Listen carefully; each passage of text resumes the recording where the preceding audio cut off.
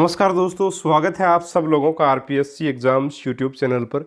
प्यारे साथियों, रीट एग्ज़ाम 2021 की डेट जैसा कि आपको पता है डिक्लेयर हो चुकी है और 26 सितंबर को एग्ज़ाम होगा। तो अपने पास लगभग आराम से 3 महीने हैं और 3 महीने में अपन अगर अभी तक भी अपन ने तैयारी स्टार्ट नहीं की है तो भी अपन तैयारी कर सकते हैं 3 महीने के अंदर अंदर पूरी।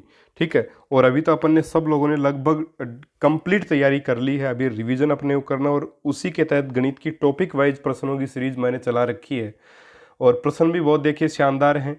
समतल आकृतियों के क्षेत्रफल एवं परिमाप से संबंधित एक पार्ट अपन कर चुके हैं जिसमें 15 प्रश्नों को किया और सभी प्रश्नों को आपने काफ़ी सराहा, उसमें कि बहुत ही शानदार प्रश्न थे सर।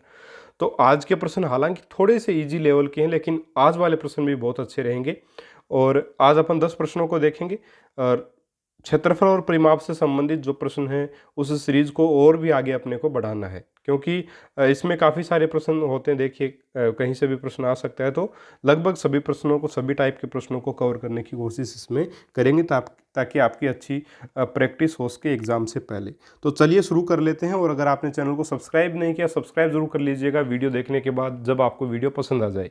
चलिए शुरू करते हैं। पहला आपका प्रश्न है और वैसे इस सीरीज का अगर मैं बोलूं तो इस सीरीज का अपना 16वां प्रश्न है, तो 16 नंबर से स्टार्ट कर लेते हैं। ठीक है।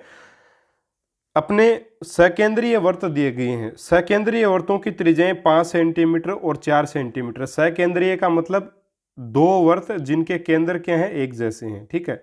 सकेंद्रीय का मतलब ये होता है दो वर्त ऐसे जिनके केंद्र क्या है, एक ही केंद्र है। ठीक है। इन वर्तों के बीच वाले स्थान का क्षेत्रफल ज्ञात करना है। जैसे ये वाला एक छोटे वाला वर्त हो गया, इसकी त्रिज्या 4 सेंटीमीटर है। ठीक है। और ये एक बड़ा वर्त हो गया, इसकी त्रिज्या मैंने मान ली 5 सेंटीमीटर मेरे को दी गई है। ठीक है। अब अपने को करना क्या, देखिए अपने को ये जो बीच वाला जो एरिया है, ये जो बीच वाला एरिया है, इस एरिया का क्षेत्रफल अपने को निकालना है प्रश्न के हिसाब से। ठीक है। इस एरिया का क्षेत्रफल निकालना है तो सबसे पहले बड़े वर्त का क्षेत्रफल अपन निकालेंगे और बड़े वाले वर्त के क्षेत्रफल में से छोटे वाले वर्त का क्षेत्रफल, भाई बड़े वाला ये पूरा यहाँ तक का एरिया आएगा, यहाँ से लेकर के बिंदु से ना, और यहाँ से लेकर के यहाँ तक छोटे वाले का होगा। तो छोटे वाले को बड़े वाले से जब घटा देंगे तो ये वाला एरिया आपका बच जाएगा। ठीक है। तो बड़ा सिंपल सा है। क्षेत्रफल का सूत्र क्या होता है, पाई आर स्क्वायर। मैं आपकी जो 5 है, बड़े वर्त की जो त्रिज्या उसको R1 मान लेता हूँ, तो पाई R1 का स्क्वायर, इसमें से मुझे क्या घटाना है, पाई R2 का स्क्वायर। R2 देखिए R1 तो आपका 5 सेंटीमीटर और R2 क्या है आपका 4 सेंटीमीटर है। तो पाई, ठीक है, यहाँ पे अपन पाई कॉमन ले सकते हैं तो पाई का मान 22/7 में लिख सकता हूँ, यहाँ पे बाहर लिख दूंगा। R1 का स्क्वायर का क्या मतलब है, R1 यानी 25। ठीक है। R1 का मान 5 है तो R1 का स्क्वायर यानी 25 आ जाएगा और माइनस R2 का स्क्वायर यानी 4 चौक 16 हो जाएगा। तो ये बन जाएगा आपका 22/7 और 25 में से जब अपन 16 घटाएंगे तो 9 बचेगा अपना, और इसको करेंगे तो आएगा 198/7 वर्ग सेंटीमीटर। ठीक है। तो यहाँ पे आपका आंसर कौन सा रहेगा, ऑप्शन नंबर ए जो है वो यहाँ पे आपका सही उत्तर हो जाएगा। बिल्कुल सिंपल सा प्रश्न है और इस टाइप का प्रश्न अपने आता है। रीट लेवल 1 में भी इस टाइप का प्रश्न आ सकता है और रीट लेवल 2 में भी। ठीक है। चलिए आगे बढ़ते हैं। अगला आपका प्रश्न कि एक वृत्त की परिधि तथा व्यास का अंतर 105 सेंटीमीटर है। तो वृत्त का व्यास है, वर्त का व्यास कितना है ये आपको बताना है। 44 सेंटीमीटर, 46 सेंटीमीटर, 48 सेंटीमीटर या 49 सेंटीमीटर। तो देखिएगा एक वर्त की परिधि और व्यास का अंतर, परिधि क्या होती है 2 पाई आर होती है साथियों। जो दिया गया है वो अपने को करना है, परिधि, वर्त की परिधि 2 पाई आर। ठीक है। आर यहाँ पे क्या त्रिज्या है, व्यास कितना होता है 2r। ठीक है। इन दोनों का अंतर यानी कि परिधि में से मैं अगर व्यास घटा दूं, यानी 2 पाई आर में से अगर मैं -2r कर दूं तो उसका मान आ रहा है 105 सेंटीमीटर। तो वृत्त का व्यास यानी 2r का मान यहाँ पे निकालना है। तो यहाँ पे 2r तो कॉमन आ जाएगा और ये आपका पाई और माइनस में 1 बचेगा, 105 आ जाएगा इधर। 2r यहाँ पे रहेगा, इसका मान निकालना है। 105 बटा में कितना आ जाएगा 22/7 - 1। ठीक है। 105 और यहाँ पे बटा में एलसीएम लेंगे अपन 7 आएगा तो यहाँ पे 22 - 7 बनेगा, ये 7 ऊपर जाएगा इधर। 105 × 7 और बटा में 22 में से जो अपन 7 घटाएंगे तो 15 बनेगा और 15 7 कितने होते हैं 105 होते हैं। तो 2r का मान 49 आएगा, यानी 49 सेंटीमीटर आपकी जो वो व्यास इस वर्त का रहेगा। तो वर्त का व्यास कितना रहेगा 49 सेंटीमीटर आपका वर्त का व्यास यहाँ पे रहेगा। इजीली कर सकते हो, कोई दिक्कत नहीं है। ये था आपका प्रश्न नंबर 17। चलिए प्रश्न नंबर 18 आपके सामने है कि एक समबाहु त्रिभुज के परिवर्त की त्रिज्या की लंबाई 8 सेंटीमीटर है, उस त्रिभुज के अंतःवर्त की त्रिज्या की लंबाई क्या होगी। देखिएगा एक आपको समबाहु त्रिभुज यानी कि ऐसा त्रिभुज जिसकी सभी भुजाएं क्या हो, बराबर हों, उसको समबाहु त्रिभुज कहते हैं। इसके परिवर्त यानी इसके बाहर एक वर्त बनाया गया है, इस आपके ये इस प्रकार से बहिर्वर्त है, ठीक है। इसको परिवर्त या बहिर्वर्त भी बोल सकते हैं, जो समबाहु त्रिभुज के बाहर बना हुआ है, ठीक है। तो निश्चित ही इसका ये केंद्र हो गया। और आप पाएंगे कि देखिए अंदर वाला जो वर्त होगा अंतःवर्त, वो यहाँ पे इस प्रकार से इसमें यहाँ पे इस प्रकार से इसके अंदर वो बन जाएगा, ठीक है। ये थोड़ा सा प्रश्न ये अपने हिसाब से हाँ इसको मान सकते हो आप, ये हो गया इसके अंदर परिवर्त, ठीक है। तो अब अपने को क्या करना है, उस त्रिभुज के अंतःवर्त की त्रिज्या की लंबाई बतानी है, यानी कि ये वाली जो लंबाई है ये आपको फाइंड आउट करके यहाँ पे बतानी है, ठीक है। जबकि बाह्यवर्त की त्रिज्या कितनी होगी, जाहिर सी बात है पूरी जो लाइन है ये तो बाह्यवर्त की त्रिज्या है, और ये जो लाइन है आपकी यहाँ से लेके यहाँ तक की, ये आपकी अंतःवर्त की त्रिज्या होगी, और वही आपको फाइंड आउट करके बतानी है। अब देखिए साथियों, समबाहु त्रिभुज जब मैंने आपको पढ़ाया था तब बताया था कि समबाहु त्रिभुज का बहिर्वर्त जो होता है या परिवर्त जो होता है उसकी जो त्रिज्या होती है वो होती है a/√3, ठीक है। ए क्या है यहाँ पे, ए है समबाहु त्रिभुज की भुजा, यहाँ पे ए क्या है, त्रिभुज की भुजा होगी, और वो त्रिभुज कौन सा है, आपका समबाहु त्रिभुज है। और जो आपका अंतःवर्त होता है उसकी त्रिज्या अपन ने स्मॉल r से लिखी, और वो है a/2√3, यानी कि जो आपके बड़ा वर्त जो है उसकी जो आपकी त्रिज्या है उसकी आधी होगी छोटे वाले वर्त की। भाई a/√3 तो ये है ही, और इसमें अपन ने बटा में 2 और लगा दिया, ठीक है। तो इसका मतलब क्या है, a/√3 की आधी अपन कर देंगे तो वो क्या आ जाएगी, आपकी त्रिज्या आ जाएगी, किसकी त्रिज्या आ जाएगी, छोटे वाले वर्त की त्रिज्या, ठीक है। कोई दिक्कत नहीं।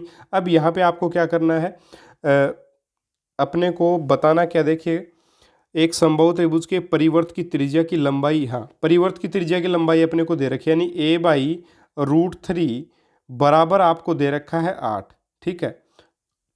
और अपने को फाइंड आउट करना है a/2√3, ठीक है। यानी कि इसमें बट 2 का भाग लगा तो जाहिर सी बात है 8 में भी 2 का भाग लगेगा तो 4 आ जाएगा। तो यहाँ पे आपका आंसर रहेगा ऑप्शन नंबर सी, 4 सेंटीमीटर, ठीक है। चलिए आगे बढ़ते हैं। अगला है अपना प्रश्न नंबर 19। प्रश्न नंबर 19 में कहा है कि संलग्न आकृति में ABCD एक वर्ग है जिसकी एक भुजा 14 सेंटीमीटर की है। वर्ग के प्रत्येक सिरे पर 7 सेंटीमीटर त्रिज्या के वर्त खींचे गए हैं। छायांकित भाग के क्षेत्रफल की गणना कीजिए, और पाई का मान आपको 22/7 लेना है। बहुत ही इजी प्रश्न है, कहीं कोई इसमें दिक्कत आपको आनी नहीं चाहिए। सबसे पहले देखिएगा यहाँ पे आपको क्या करना है कि छायांकित भाग का क्षेत्रफल आपको बताना है। जाहिर सी बात है ये आपका क्या दे रखा है, यहाँ पे एक वर्ग दे रखा है, ठीक है। ये एक क्या दे रखा है, वर्ग। तो इस वर्ग का जो क्षेत्रफल है वो मैं निकाल लूँ सबसे पहले तो, ठीक है। उसके बाद वर्ग का क्षेत्रफल निकालने के बाद अगर मैं इस वाले वर्त का ये हिस्सा हटा दूँ, इस वाले वर्त का ये हिस्सा हटा दूँ, इस वाले का ये हिस्सा हटा दूँ, और इसका ये हिस्सा हटा दूँ, तो जाहिर सी बात है ये बीच वाला हिस्सा जो है मेरा छायांकित भाग का क्षेत्रफल मेरा आ जाएगा। तो सबसे पहले वर्ग जो है उसकी भुजा 14 सेंटीमीटर, तो वर्ग का क्षेत्रफल मेरे पास कितना आ जाएगा, 14 का स्क्वायर आ जाएगा, यानी कि 14 का स्क्वायर करें अपन तो 196 वर्ग सेंटीमीटर, तो सेंटीमीटर स्क्वायर आ गया, 196 सेंटीमीटर स्क्वायर आ गया। ये तो किसका क्षेत्रफल आ गया, आपका वर्ग का। अब देखिएगा ये चारों के चारों वर्त जो हैं वो बिल्कुल समान आकृति के हैं, ठीक है। और प्रत्येक में से आपका एक एक हिस्सा काटा गया है, ठीक है। तो इन हिस्सों को जब अपन वापस जोड़ेंगे तो पूरा के चारों हिस्सों को जोड़ने पर पूरा एक वर्त वापस से बन जाएगा। और यहाँ पे आप पाओगे, देखिए वर्त की त्रिज्या कितनी है, यहाँ पे अपन जानते हैं जो यहाँ से लेकर के यहाँ तक की दूरी है, ये तो आपकी 14 सेंटीमीटर है वर्ग की भुजा। यहाँ से लेकर के यहाँ तक की दूरी आपकी 7 सेंटीमीटर दी गई है। तो वर्त का क्षेत्रफल अपन निकाल सकते हैं बड़े आसानी से। वर्त का क्षेत्रफल, भाई पूरे वर्त का मैं क्यों निकाल रहा हूँ देखिए या तो आप चारों वर्तों का निकाल करके सबका 1/4 कर लो, क्योंकि इस वर्त का 1/4 हिस्सा लिया हुआ है। आप यहाँ पे आपको पता है एक वर्त का 1/4 हिस्सा लिया हुआ है वर्ग में, तो वो अपने को हटाना है।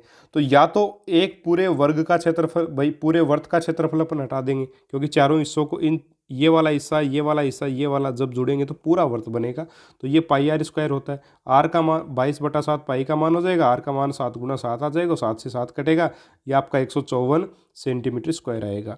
अब 196 में से 154 सेंटीमीटर स्क्वायर अपन जब घटाएंगे तो आपका कितना आ जाएगा, 42 सेंटीमीटर स्क्वायर आ जाएगा। तो ऑप्शन नंबर ए आपका इस प्रश्न का भी आंसर हो जाएगा। ठीक है साथियों, उम्मीद करूंगा अच्छे से समझ आया होगा। बहुत अच्छा प्रश्न था, एग्जाम में आने योग्य प्रश्न है।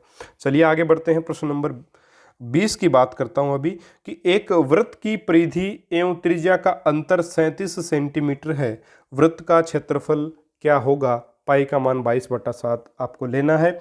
देखिए, जब भी अपन दिया हुआ हो अपने को कि पाई का मान ये लेना है, तो हमेशा 22/7 अगर जो मान, जैसे पाई का मान अगर बोल देते कि 3.14 लेना है तो 3.14 ही आपको लेना। वो इसलिए बोला जाता है क्योंकि इस प्रश्न में अगर अपन 22/7 न लेकर के 3.14 लेंगे तो उससे ये प्रश्न सही से हल नहीं होगा, प्रॉब्लम आएगी, इसमें बहुत ज़्यादा कैलकुलेशन टफ हो जाएगी। और 22/7 से करेंगे तो आसानी से हो जाएगा।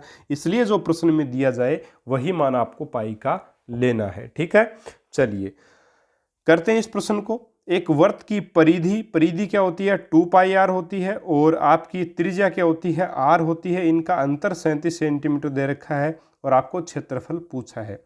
ठीक है, ठीक ऐसा ही प्रश्न अपन ने इस वीडियो में पहले भी कर लिया। वहाँ पे सिर्फ जो यहाँ पे आपकी त्रिज्या की जगह व्यास दिया हुआ था।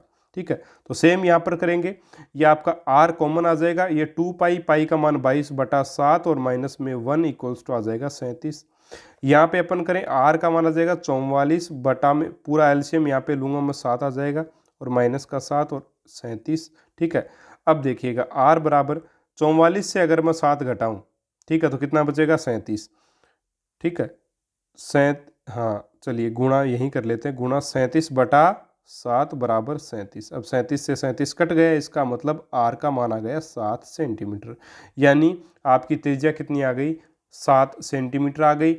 और अपने को अब वर्त का क्षेत्रफल बताना, तो पाई आर स्क्वायर होता है, तो 22/7 होगा, और गुणा आर स्क्वायर यानी 7 × 7, 7 से 7 22 आता कितने होते हैं? 154 होते हैं। तो 154 वर्ग सेंटीमीटर इसका भी आंसर जो है वो आपका आ जाएगा। ठीक है साथियों, उम्मीद करूंगा ये भी आप बड़े आसानी से समझ गए होंगे। चलिए आगे बढ़ते हैं। प्रश्न नंबर 21 देखते हैं। आपके पास एक त्रिभुज की तीनों भुजाओं का अनुपात दे रखा है, 5:4:3 के अनुपात में है। यदि त्रिभुज का परिमाप 24 सेंटीमीटर है तो त्रिभुज का क्षेत्रफल ज्ञात करो। इस प्रश्न को आप बड़े ही आसानी से कर सकते हैं। कैसे करेंगे देखिएगा। अपन जानते हैं इन भुजाओं का अनुपात देखते ही अपने को पता चल गया कि ये त्रिभुज किस प्रकार का है, समकोण त्रिभुज है। क्यों? क्योंकि 5, 4 और 3 ये क्या है? एक पाइथागोरस त्रिक है। ठीक है, ये आपका क्या है? 5, 4 और 3 ये पाइथागोरस त्रिक है।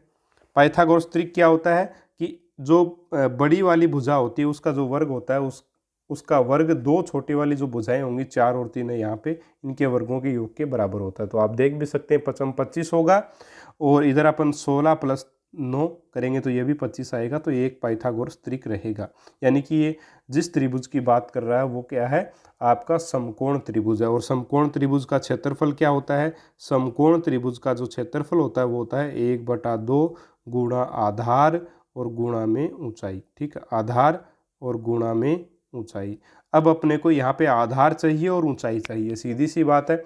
जबकि अपने पास भुजाओं का अनुपात है 5:4:3। ठीक है, अगर इनको अपन जोड़ें तो परिमाप आ जाएगा, है ना? यही मान लेते हैं अपन एक बार, इनके साथ में x मान लेते हैं। ठीक है, या नहीं माने तब भी चलेगा भाई, रेशियो दे रखा है सीधा सीधा। तो 5:4:3 है। इनको मैं सभी भुजाओं को जोड़ूं तो 5 + 4 बनेंगे 9, 9 और 3 12, यानी कि 12 परिमाप होना चाहिए था। जबकि प्रश्न में परिमाप दे रखा है 24। 12 किसके बराबर जा रहा है? प्रश्न के अनुसार जाने के लिए 24 के बराबर जा रहा है। तो 5 को भी क्योंकि 12 को 2 से गुणा किया तब 24 बना, इसलिए 5 को भी 2 से गुणा करेंगे, 4 को भी 2 से गुणा करेंगे, और 3 को भी 2 से गुणा करेंगे। तो 5 दूनी 10 और 4 दूनी 8 और आपका 3 दूनी 6। तो एक्चुअल में ये भुजाएं अपनी आ गई। उस त्रिभुज की भुजाओं का मान क्या है? 6, 8 और 10। तीनों भुजाएं इस प्रकार रहेंगी। ये भी एक पाइथागोरस त्रिक है। इसका मतलब क्षेत्रफल 1/2। आधार यहाँ पे आप 8 भी मान सकते हो, 6 भी मान सकते हो, एक ही बात है। तो 8 मान सकते हैं। ऊंचाई आप मान लीजिए 6, तो यहाँ से करेंगे तो 2 बार कटेगा और 6 चौक 24। तो जो आपका एरिया जो रहेगा वो भी आपका परिमाप की तरह 24 वर्ग सेंटीमीटर ही आएगा। ऑप्शन नंबर डी आपका सही आंसर यहाँ पे रहेगा। ठीक है साथियों, उम्मीद करूँगा समझ गए होंगे, कोई दिक्कत इसमें नहीं होनी चाहिए आपको। चलिए आगे बढ़ते हैं। प्रश्न नंबर 22 है, किसी वृत्त के व्यास में यदि 100% की वृद्धि कर दी जाए तो उसके क्षेत्रफल में कितने प्रतिशत की वृद्धि होगी। देखिएगा, व्यास में वृद्धि का मतलब क्या हो गया, अगर अपन व्यास वृत्त के व्यास को बढ़ाएंगे 100%, इसका मतलब उसकी त्रिज्या में भी अपन कितनी वृद्धि कर रहे हैं, जो त्रिज्या होगी, त्रिज्या बराबर प्लस 100%। ठीक है, यानी कि 100% की वृद्धि अपन उसमें कर रहे हैं। ठीक है, अब अपन बात करें त्रिज्या की, तो अपन उसको 100% बढ़ा रहे हैं। तो इस प्रकार से थोड़ा लिख दूँ मैं आपको अच्छे से समझ में आ जाए। 100%, 100% का मतलब 100/100, 100/100 का मतलब 1/1। ठीक है, यानी कि अगर पहले आपकी त्रिज्या 1 थी तो अब 1 का 100% 1 बढ़ गई है, यानी पहले 1 थी तो अब कितनी हो गई है, 2 हो गई है। ठीक है, ये अपन बोल सकते हैं। तो एरिया के ऊपर क्या फर्क पड़ेगा, एरिया क्या होता है, पाई आर स्क्वायर होता है। पाई तो कट जाएगा दोनों तरफ क्योंकि एक कांस्टेंट राशि है। आर स्क्वायर यानी 1 का स्क्वायर 1 रहेगा, और अब जो त्रिज्या वो 2 बन गई है, तो एरिया अब कितना बन जाएगा, 2 का स्क्वायर 4 बन जाएगा। तो एरिया कितना बढ़ा, 3 बढ़ा, किससे, 1 से। तो 3/1 और प्रतिशत के लिए गुणा में 100, तो ये आ जाएगा 300%। सीधा सीधा ऑप्शन नंबर सी यहाँ पे आपका आंसर रहेगा। ठीक है, चलिए आगे बढ़ते हैं। अगला आपका प्रश्न है, देखिएगा इस प्रश्न में अगर ये देता कि किसी वृत्त के परिधि में 100% की वृद्धि हुई, तब भी अपन यही बोलेंगे कि अगर परिधि में 100% की वृद्धि हुई है तो परिधि ये होता है सूत्र 2πr, तो इसमें r भी आता है।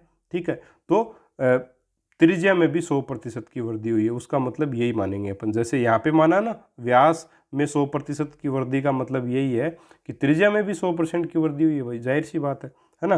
तो यहाँ पे ये आपका रहेगा। चलिए 23वां आपका प्रश्न है, प्रश्न नंबर 23, एक कमरे के फर्श का परिमाप जो है वो 18 मीटर आपको दे रखा है तथा इसकी ऊंचाई 3 मीटर, कमरे की चारों दीवारों का क्षेत्रफल ज्ञात करो। देखिएगा, चारों दीवारों का जो क्षेत्रफल होता है उसका सीधा सा फॉर्मूला एक होता है, वो क्या होता है, सीधा सा आपका होगा फर्श का जो परिमाप है, वो फर्श का परिमाप, अगर आपको पता नहीं है तो लिख लीजिएगा, फर्श का परिमाप और गुणा में ऊंचाई। ठीक है, फर्श की चारों तरफ का योग अपन कर लेंगे और गुणा ऊंचाई से अगर कर देंगे तो वो क्या आ जाएगा, चारों दीवारों का क्षेत्रफल आ जाएगा। क्योंकि देखिए इस प्रकार से ये मान लीजिए फर्श है, इसके ऊपर ये दीवारें अपन मान सकते हैं इस प्रकार से, ये आपकी क्या है, दीवारें, इस फर्श के ऊपर मैं चारों तरफ दीवारें इस प्रकार से मान सकता हूँ।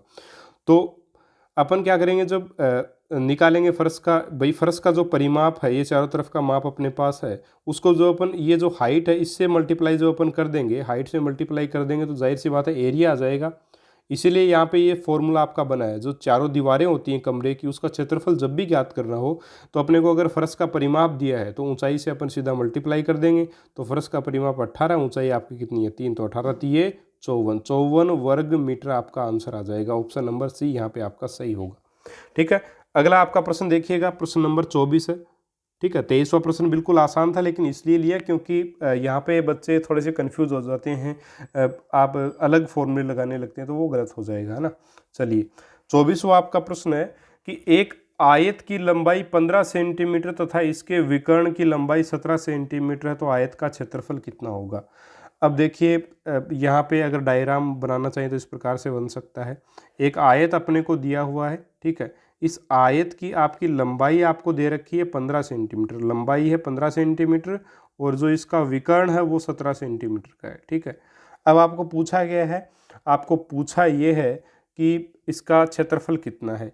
तो अपन जानते हैं, मैं मान लूँगा ABCD ये अपने पास एक आयत है, और आयत का प्रत्येक कोण कितने डिग्री का होता है, 90 डिग्री का होता है।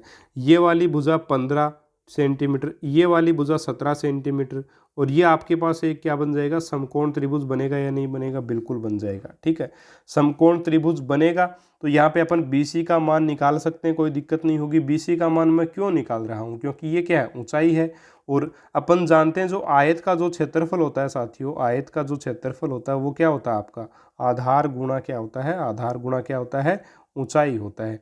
आधार गुणा ऊंचाई होगा।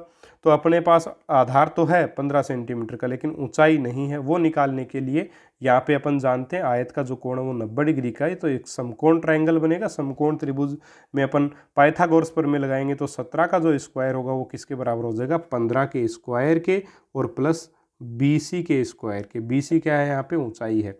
17 का स्क्वायर यानी 289 और 15 का स्क्वायर यानी 225 और प्लस में आपका यहाँ पे इसको ऊंचाई यानी हाइट मान दो, ऊंचाई का स्क्वायर इसको अपन बोल सकते हैं। ठीक है, यहाँ पे 289 में से 225 घटेंगे तो कितने बचेंगे साथियों, ये आपके पास बच जाएगा 64 और ये ऊंचाई का स्क्वायर, तो ऊंचाई का मान आ जाएगा √64 और वो आ जाएगा 8 सेंटीमीटर। तो ऊंचाई आपके पास 8 सेंटीमीटर आ गई और आधार आपके पास 15 है, तो क्षेत्रफल 15 8 120 वर्ग सेंटीमीटर आपका यहाँ पे क्या हो जाएगा, क्षेत्रफल हो जाएगा। ऑप्शन नंबर ए यहाँ पे आप सही करेंगे। ठीक है, इतना आसान प्रश्न था, बस थोड़ा सा आपको सोचना है। आयत का क्षेत्रफल क्या होता है, आधार गुणा ऊंचाई होता है। आधार लंबाई होगी आयत की, जाहिर सी बात है, तो वो तो अपने पास है। अपने को ऊंचाई फाइंड आउट करनी है, उसके लिए अपन जानते हैं आयत का प्रत्येक कोण समकोण होता है। विकिर्ण अपने को दे रखा है, तो ये तो कर्ण का काम करेगा विकर्ण तो यहाँ पे, और ये आधार का काम करेगा। पाइथागोरस प्रमेय लगा करके अपन इससे लंबाई या लंब निकाल सकते हैं और सीधा सा अपन आंसर फाइंड आउट कर सकते हैं। ठीक है, चलिए आगे बढ़ते हैं। 25वां प्रश्न है, उस वर्ग का क्षेत्रफल ज्ञात करो जिसके विकर्ण की लंबाई 5.6 मीटर हो। उस वर्ग का क्षेत्रफल अपने को फाइंड आउट करना है जिसके विकर्ण की लंबाई 5.6 मीटर दे रखी है। अब देखिएगा, बड़ा सीधा सा प्रश्न। अगर जिस व्यक्ति को देखिए यहाँ पे आप इस प्रकार से इसको समझ सकते हैं, जो वर्ग होता है उसकी चारों भुजाएं क्या होती हैं, बराबर होती हैं। तो अपन क्या करते हैं कि ज़्यादातर अपन सीधा डायग्राम बनाते हैं और विकर्ण की लंबाई 5.6 मीटर आपको दी हुई है, तो अपन ये लिख लेते हैं और सोचने लगते हैं कि अब इस प्रश्न को मैं किस प्रकार से करूं। तो जाहिर सी बात है, इसके 2-3 तरीके आपके पास हैं, आप किसी को भी आजमा सकते हो, आपकी इच्छा है इसमें। क्योंकि जाहिर सी बात है, देखिए यहाँ पे जो भुजाएं होती हैं वो बराबर होती हैं, तो चारों तरफ अक्स मान सकते हैं अपन। अब यहाँ पे आयत की तरफ वर्ग भी 90 डिग्री का कोण होता है। ठीक है, तो ये भी एक समकोण त्रिभुज बनेगा। इसका मतलब क्या होगा, x square plus x square का मान क्या, 5.6 गुणा 5.6 के बराबर होगा, सीधी सी बात है ना। अब यहाँ पे क्षेत्रफल अपने को बताना था, तो जाहिर सी बात है वर्ग का क्षेत्रफल क्या होता है, वर्ग का जो क्षेत्रफल होता है वो आपका भुजा गुणा भुजा होता है। भुजा गुणा भुजा यानी एक्स गुणा एक्स बोलूँगा मैं। अब एक्स का मान अपने को यहाँ पे निकालना है। ठीक है, तो 2x² हो गया यहाँ पे, भाई 2x² हैं और ये 5.6 गुणा 5.6 हो गया। अब यहाँ पे अपन x² निकालें तो आपका बनेगा 5.6 गुणा 5.6 और बटा में 2। अब यहाँ से 2 अगर ये दशमलव हटाऊँ तो 2 0 लगाने पड़ेंगे। इस प्रकार से यहाँ पे आपका ये क्या बनेगा, इसको जो अपन करें अलग अलग, तो देखिए काटेंगे तब इसका मान जो आएगा, हाँ जी 100 से काट लें, एक बार 2 से काटते हैं, चलिए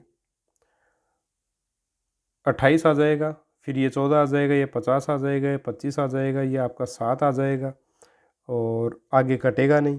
ठीक है, फिर ये 25 से अपन 25 दूनी 50, ठीक है, कितने बचे 6, दशमलव लगा और आपका फिर से 0, तो 25 दूनी 50, 10 बचे, 25 चौक 100, तो 2.24 बना। 2.24 को मल्टीप्लाई करना है 7 से, तो 7 चौक 28 और 2, 7 दूनी 14 और 2 16, ठीक है, 7 दूनी 14 और 1 15, तो 15.68 वर्ग मीटर, ठीक है, मीटर स्क्वायर। ये आपका आंसर रहेगा ऑप्शन नंबर सी। इस प्रकार से इस प्रश्न को किया जा सकता है। बेसिक मेथड तो यही है।